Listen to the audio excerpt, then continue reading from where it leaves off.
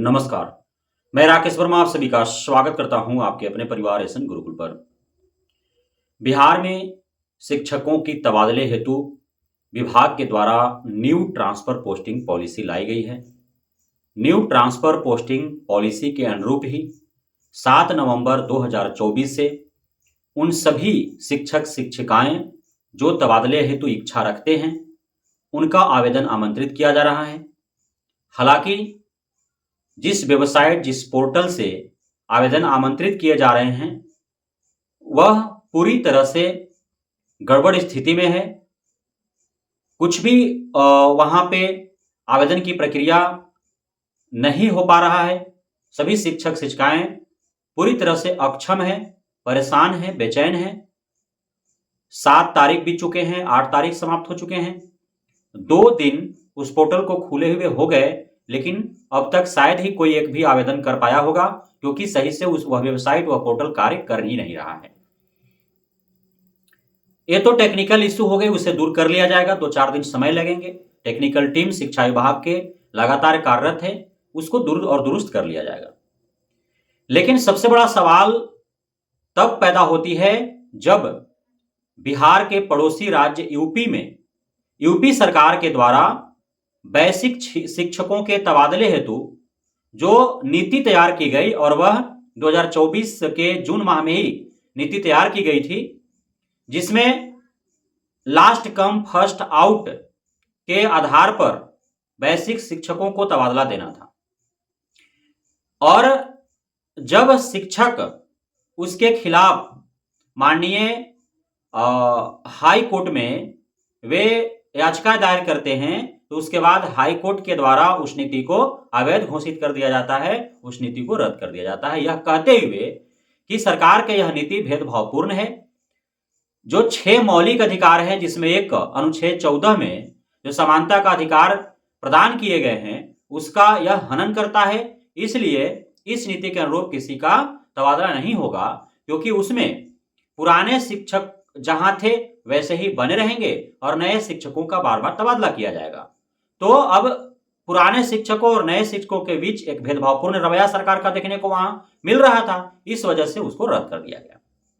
तो यहां भी अब कयास लगाया जा रहा है, चूंकि मामला लगभग समानांतर दिख रहे हैं। यदि यूपी का हाईकोर्ट ने यह दलील देते हुए उस नीति को रद्द कर दिया कि समानता के अधिकार का हनन हो रहा है, तो बिहार में कौन सा समानता के अधिकार का अनुपालन हो रहा है? यहां भी हनन हो रहा है, क्योंकि पुराने वेतनमान वाले शिक्षकों और बीपीएससी शिक्षकों को उनके इच्छा पर निर्भर है कि वे तबादला चाहते हैं अथवा नहीं चाहते हैं। जो चाहते हैं वे आवेदन करें, जो नहीं चाहते हैं वे आवेदन नहीं करें।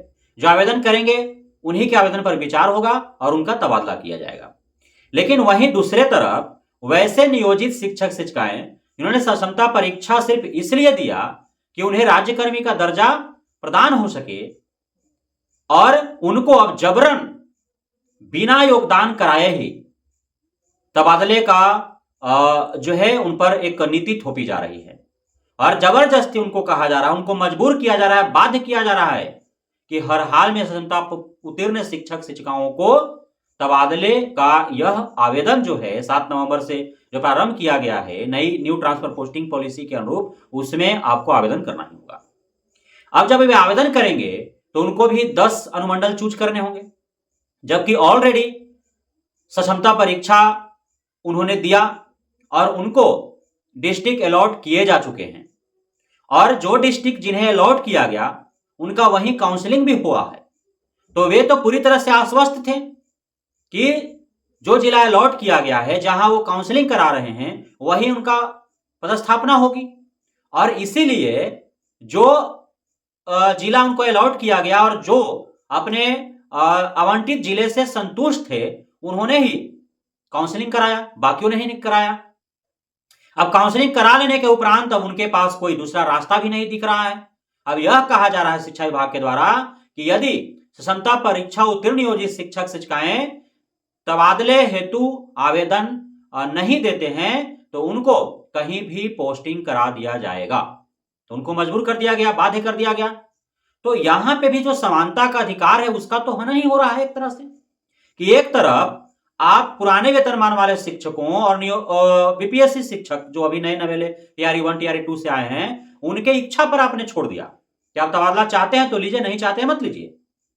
और दूसरे तरफ विशिष्ट शिक्षक जो क्षमता परीक्षा उत्तीर्ण करके नियोजित शिक्षक शिक्षिकाएं बनने वाले हैं, उनको योगदान कराने से पूर्व ही आप तबादला हेतु मजबूर कर रहे हैं और उनको बाध्य कर रहे हैं कि हर हाल में आवेदन करना ही होगा।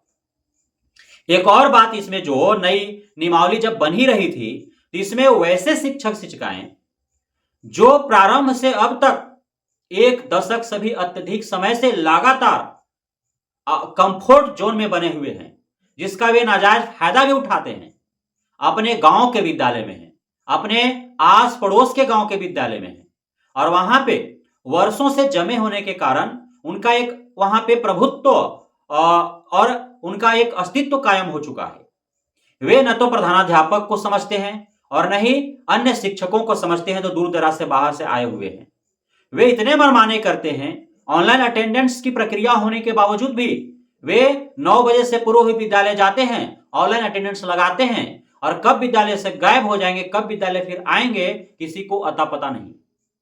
और चूंकि प्रधानाध्यापक भी दूसरे जगह से हैं, अन्य शिक्षक शिक्षिकाएं भी दूसरे जगह से हैं, वे कुछ उनको न बोलते हैं न कहते हैं। साथ ही अब जिस गांव में विद्यालय है उसी गांव के वे शिक्षक हैं, तो छात्र छात्राओं के जो अभिभावक होते हैं वे भी लोक लाजी में कुछ नहीं कह पाते हैं, या फिर गांव देहात में जो एक शिक्षक की पदवी पर, इतना गरिमामय पद पर जो बना हुआ है, गुरुजी जिनको समाज के लोग बोल रहे हैं, तो उनको लोग लाजी में कुछ कहते भी नहीं हैं। या फिर बहुत ऐसे हैं जो दबंग वाला स्थिति में है, कोई उनको कुछ कह दे तो फिर झगड़ा जो है वो रखा हुआ रहता है, नाना प्रकार की जो है फिर काले करतूत किए जाते हैं।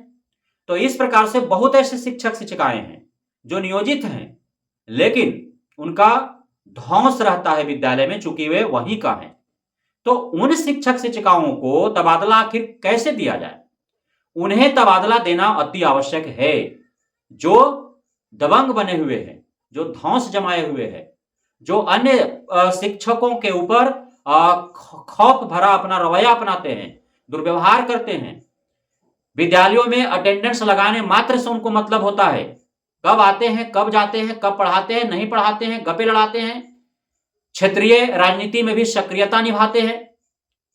तो इस प्रकार के जो शिक्षक शिक्षिकाएं हैं, उनको हर हाल में उनके उस कंफर्ट जोन से बाहर निकाल करके और अन्यत्र जगहों पर विद्यालयों पर पदस्थापना करना बेहद जरूरी है।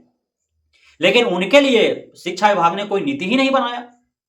जो क्षमता परीक्षा उत्तीर्ण कर गए उन्हीं शिक्षकों को सिर्फ वो तबादला देगी, वो जबरन तबादला देगी।